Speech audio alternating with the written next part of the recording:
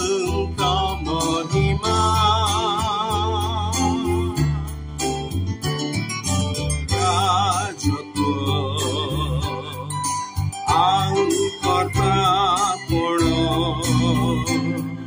ସଦା ତାଙ୍କ କର ତାଙ୍କ ଆରାଧନା।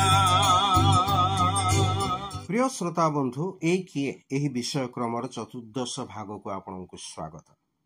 ମାଥିଉ ଲିଖିତ ସୁସମାଚାର 4 ଅଧ୍ୟାୟ 11 ପଦରେ ଆମେ ଏହିପରି ପାଠ କରୁ, ଏଥିରେ ଶୟତାନ ତାହାଙ୍କୁ ଛାଡ଼ି ଚାଲିଗଲା, ଆଉ ଦେଖ ଦୂତମାନେ ଆସି ତାହାଙ୍କର ସେବା କରିବାକୁ ଲାଗିଲେ।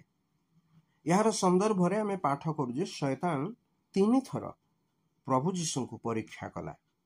ଆରମ୍ଭରୁ ହିଁ ଶୟତାନ ନରଘାତକ ଅଟେ ତଥା ପ୍ରବଞ୍ଚକ, ପରୀକ୍ଷକ, ବିପକ୍ଷ ଏବଂ ଶତ୍ରୁ ଏପରି ବିଭିନ୍ନ ପ୍ରକାରେ ତାହାକୁ ସମ୍ବୋଧନ କରାଯାଇଅଛି। ବିଭିନ୍ନ ସମୟରେ ଆମେ ତାହାର କୁଟିଳ ଯୋଜନା, ମନ୍ଦ କୌଶଳ, କୁଟିଳ ନୀତିଗୁଡ଼ିକୁ ବୁଝିପାରିନଥାଉ, ତେଣୁ ତହିଁରେ ପଡ଼ିଯାଉ।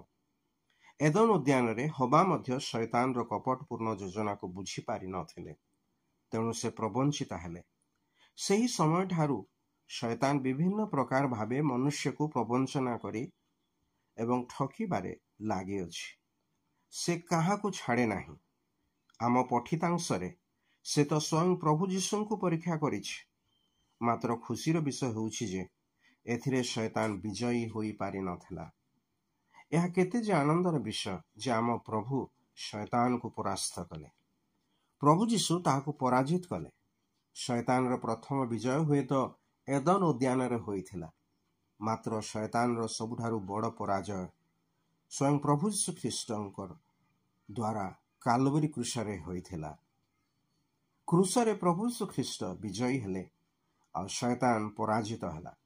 ପ୍ରିୟ ଶ୍ରୋତା, ଆପଣ ଏହି ଅଦୃଶ୍ୟ ଶତ୍ରୁ ଶୟତାନର ଗୁପ୍ତ ଆକ୍ରମଣ ତଥା ପରୀକ୍ଷାରେ ପୀଡ଼ିତ କି? ଆପଣ ବି ଶୟତାନକୁ ପରାଜିତ କରିବାକୁ ଇଚ୍ଛା କରନ୍ତି କି?